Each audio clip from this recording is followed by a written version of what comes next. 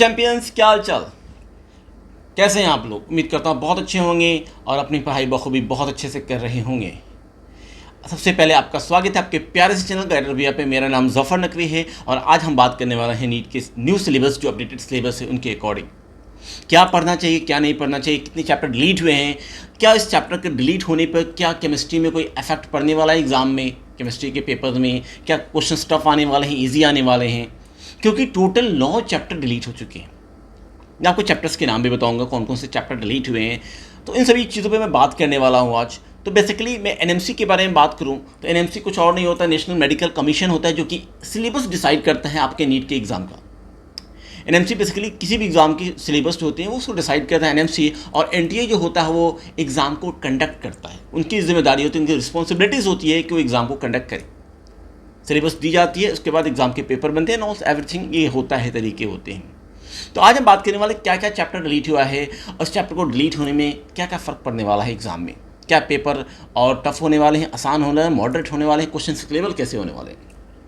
तो सबसे पहले मैं आपको बताना चाहता हूं कि कौन कौन से चैप्टर डिलीट हुए हैं, क्योंकि मैं ऑलरेडी एक चार्ट बना के आया हूं, आपके स्क्रीन पर शो भी कर रहा होगा वो चीज़, जो चैप्टर के नाम मैं ले रहा हूँ। ठीक है, तो पहला चैप्टर है बच्चा states of matter. States of matter जिसमें लॉज पढ़ते थे, चार्ल्स लॉ, बॉयज़ लॉ, ये चैप्टर हट गया है, डिलीट हो गया है। ये चैप्टर आपके नीट के एग्ज़ाम में नहीं आएगा। दूसरा है सॉलिड स्टेट, वो भी चैप्टर एग्ज़ाम में नहीं आएगा। सॉलिड स्टेट सरफेस केमिस्ट्री भी हुआ तीसरा चैप्टर। फोर्थ हुआ हाइड्रोजन, फिफ्थ हुआ एस ब्लॉक, सिक्स्थ हुआ मेटलर्जी, सेवेंथ हुआ इन्वायरमेंटल केमिस्ट्री, एट्थ हुआ पॉलीमर एंड नाइन्थ हुआ केमिस्ट्री इन एवरीडे लाइफ। ये 9 चैप्टर डिलीट हो चुके हैं। बट एक चीज़ और, एक चैप्टर ऐड भी हुए हैं अभी। ऑर्गेनिक में एक ऐसा चैप्टर ऐड हुआ जिसमें प्रैक्टिकल अप्रोच के थ्रू लैब वाला को के रिगार्डिंग हम डिस्कस करते हैं, स्कूल बेस्ड एंड ऑल, उससे क्वेश्चन भी आएंगे आपके। तो चैप्टर जो ऐड हुआ है उस चैप्टर का नाम है principle related to practical chemistry. जो भी प्रिंसिपल हम पढ़ते हैं प्रैक्टिकल केमिस्ट्री से रिलेटेड के, उनके बारे में हम पढ़ने वाले हैं चैप्टर के बारे में। तो 9 चैप्टर डिलीट हुए हैं, एक चैप्टर आ गया है, रिमेनिंग 8 चैप्टर का ये समरी बोल सकता हूँ है। बट 9 चैप्टर आप मान के चलो डिलीट हुए। जो चैप्टर का नाम मैंने जो जिस चैप्टर का मैंने नाम लिया है उस चैप्टर डिलीट हुए हैं। अब क्या बात आती है कि क्या इन चैप्टर के डिलीट होने से एग्जाम में कोई फ़र्क आने वाला है। दोस्तों यार, कि जैसे चैप्टर डिलीट हुए, सपोज कि आपके पास पहले ज़्यादा चैप्टर था, ठीक है, 20+ चैप्टर थे, 29 चैप्टर्स थे, ठीक है। अगर 10 चैप्टर डिलीट हो गए तो क्वेश्चंस तो उतने आने हैं। नंबर्स तो 720 के टोटल है नीट के, है ना। बट अगर 720 के नंबर भी आ रहे हैं, क्वेश्चंस भी उतने आ रहे हैं, तो पेपर तो उतने में आएगा ना। अब जितने सिलेबस डिसाइड हुए उतने सिलेबस से क्वेश्चन आने वाला है, तो कहने का सिलेबस घटा है तो क्वेश्चंस की डेप्थ बढ़ जाएगी, क्वेश्चन के लेवल बढ़ जाएंगे।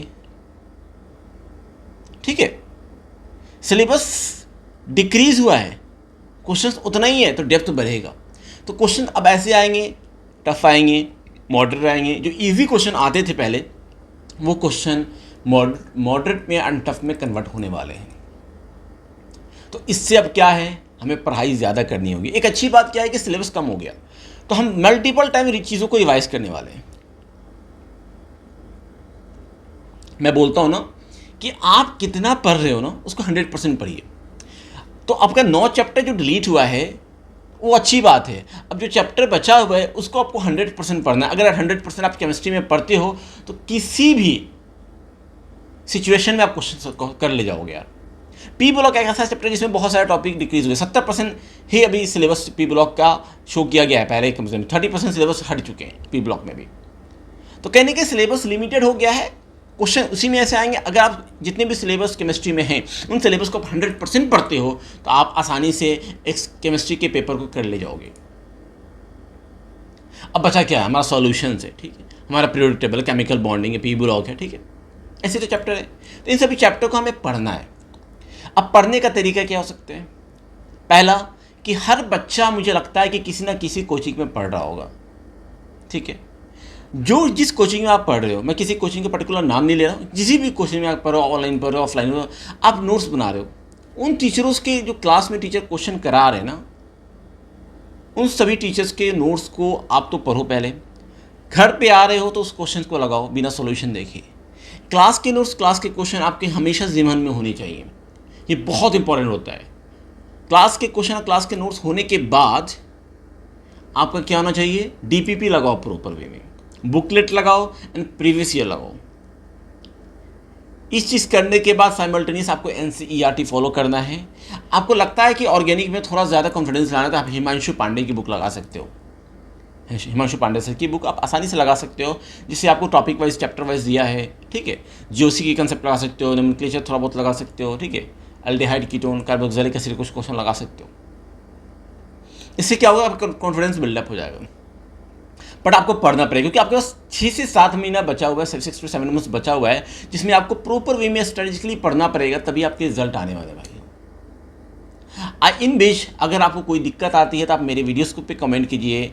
आप जैसा भी फील कर रहे हैं आप मेरे वीडियो पे कमेंट कीजिए, और आपको लगता है किसी टॉपिक में डाउट है, आपको समझना है, उस टॉपिक के रिलेटेड कमेंट कीजिए, मैं आपको उसमें हेल्प करूँगा।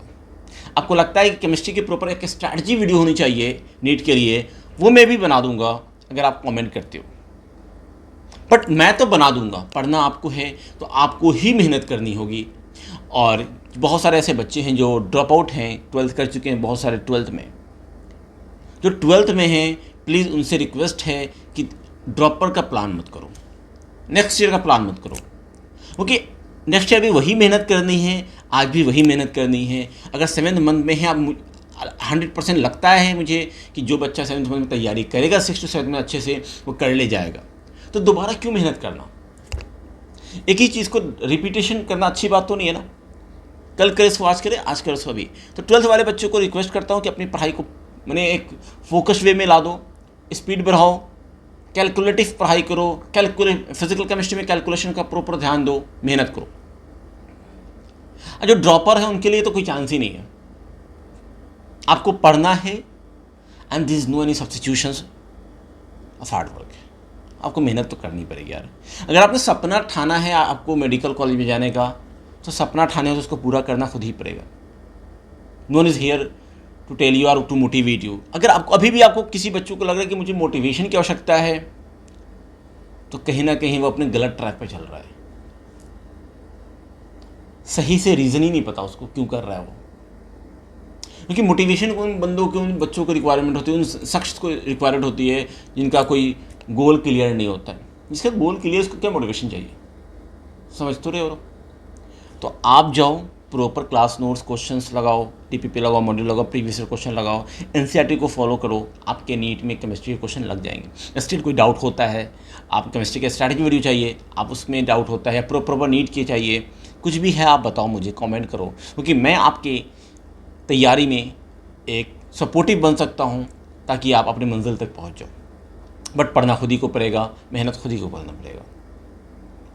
तो उम्मीद करता हूँ आपको वीडियो समझ में आ गई हुई। जो चैप्टर डिलीट हुए हैं उन चैप्टर्स की वजह से क्वेश्चन की डिफ़िकल्टीज बढ़ने वाले हैं, और मुझे लगता है कि आपको पढ़ना चाहिए, अच्छे से पढ़ना चाहिए, और ये चांस है बहुत अच्छा आपको कुछ कर दिखाने का। तो उम्मीद करता हूँ आप अच्छे से करोगे। तब तक के लिए जय हिंद।